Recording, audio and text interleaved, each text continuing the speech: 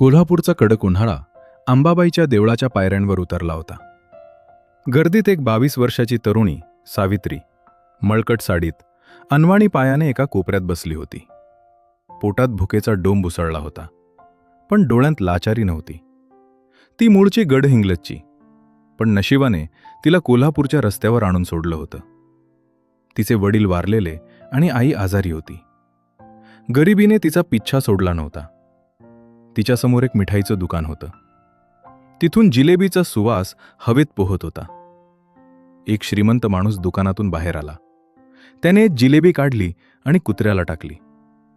कुत्र्यानं ती आनंदानं खाल्ली. मग त्या माणसाची नजर पायरीवरच्या सावित्रीवर पडली.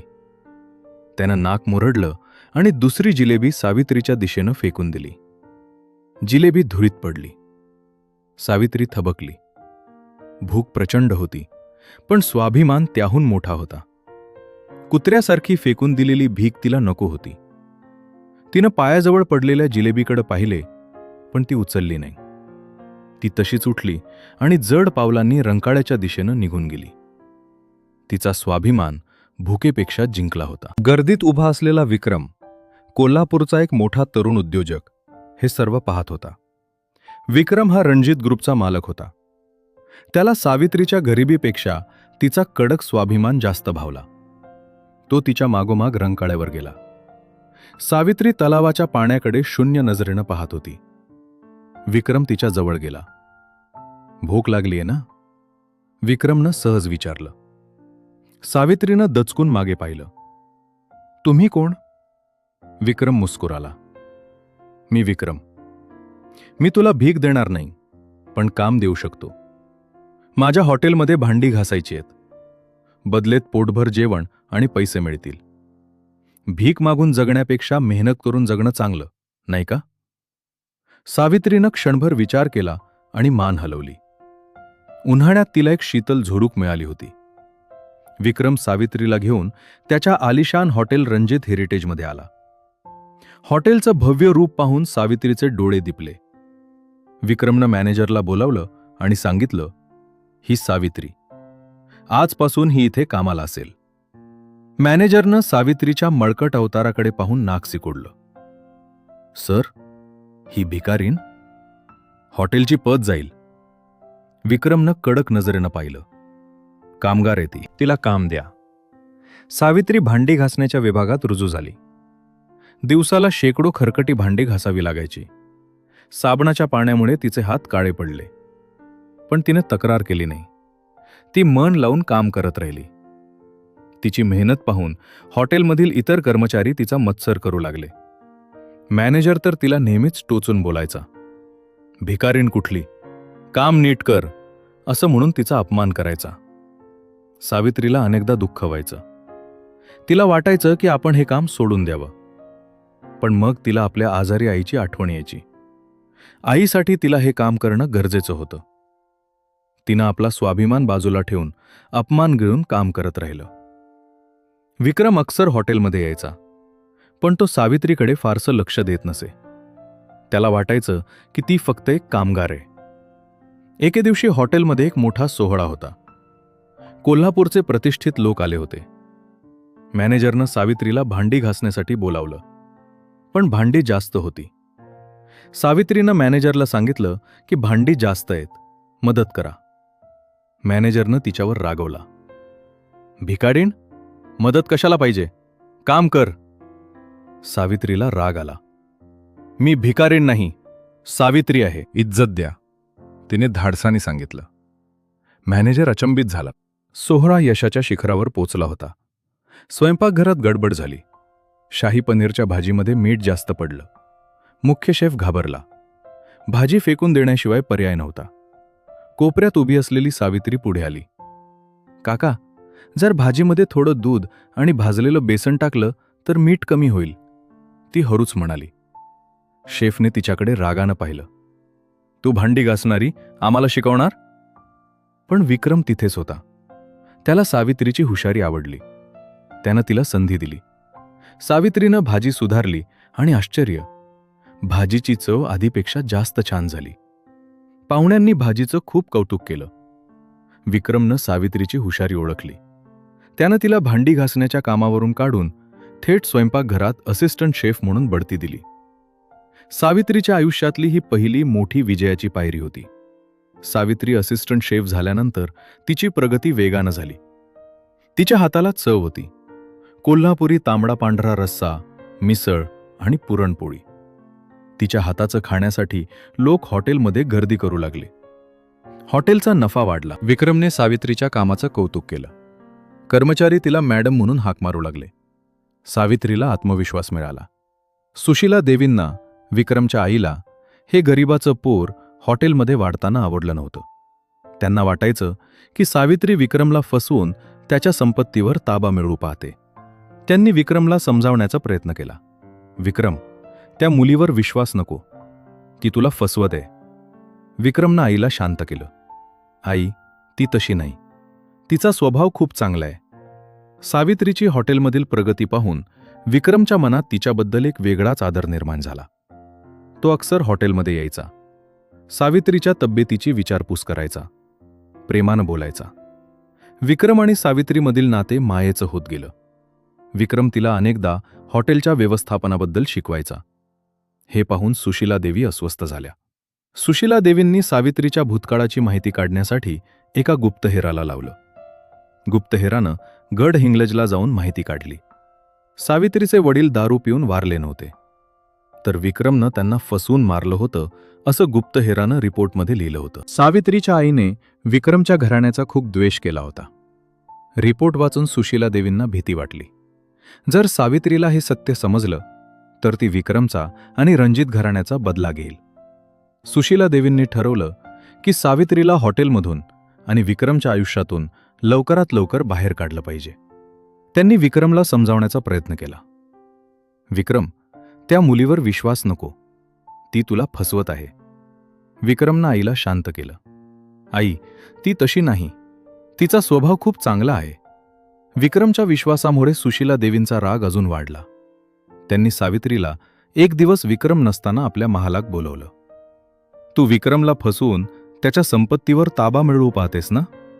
सुशीला देवींनी सरळ आरोप केला. सावित्रीला धक्का बसला.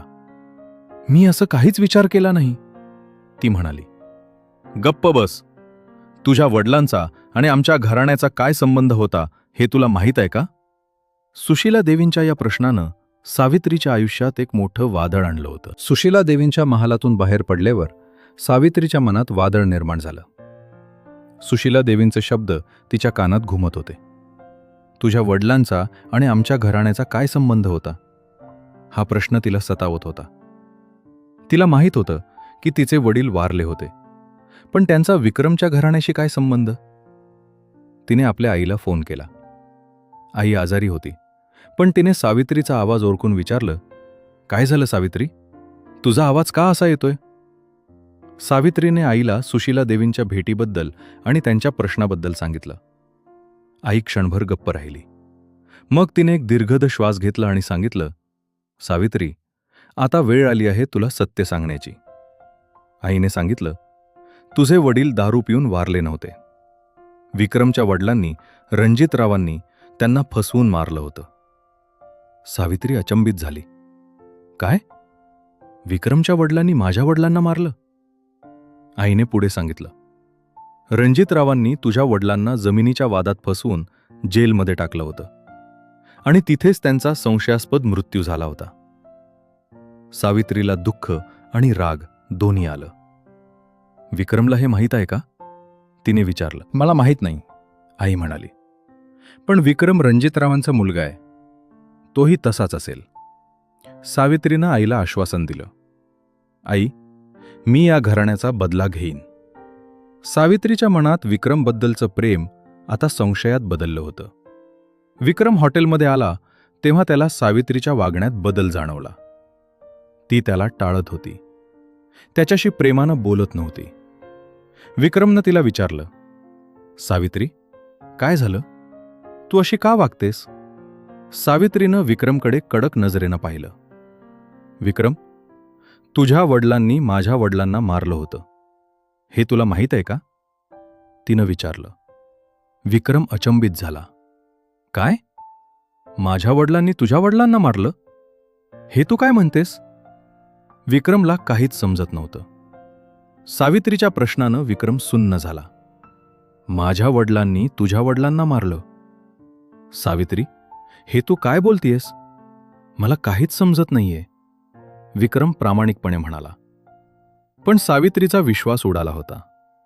सुशीला देवींचे शब्द आणि आईनं सांगितलेलं सत्य तिच्या मनात घर करून होतं. तुझ्या वडिलांनी, रणजितरावांनी, माझ्या वडिलांना जमिनीच्या वादात फसवून जेलमध्ये टाकलं होतं आणि तिथेच त्यांचा संशयास्पद मृत्यू झाला होता, सावित्रीनं कडक आवाजात सांगितलं. विक्रम अचंबित झाला. त्याला आपल्या वडिलांबद्दल असं काहीच माहीत नव्हतं. त्याला वाटायचं की त्याचे वडील एक प्रतिष्ठित उद्योजक होते.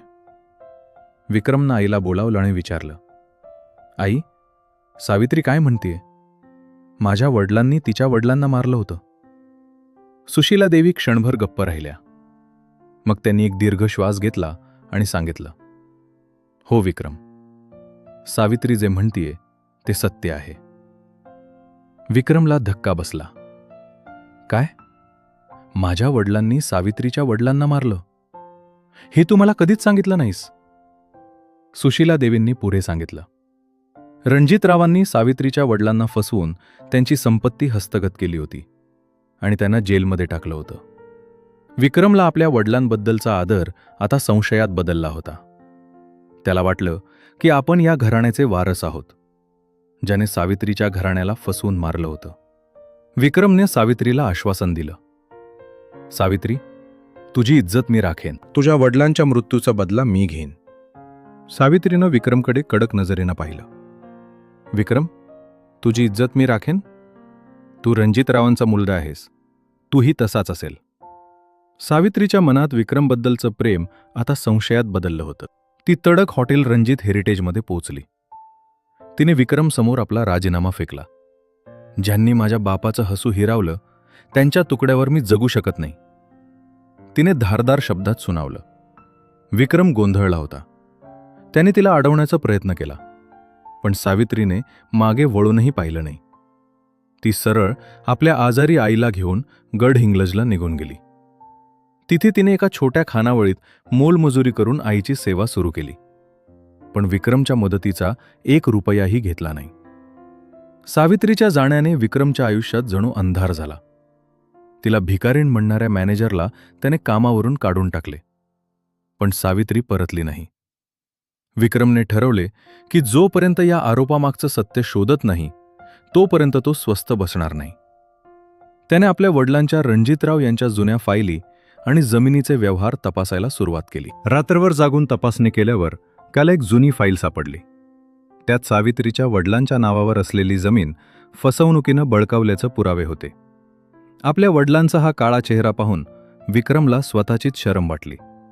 त्याला समजलं की सुशीला देवींना हे सगळं आधीच माहीत होतं आणि म्हणूनच त्या सावित्रीला बाहेर काढण्यासाठी प्रयत्न करत होत्या.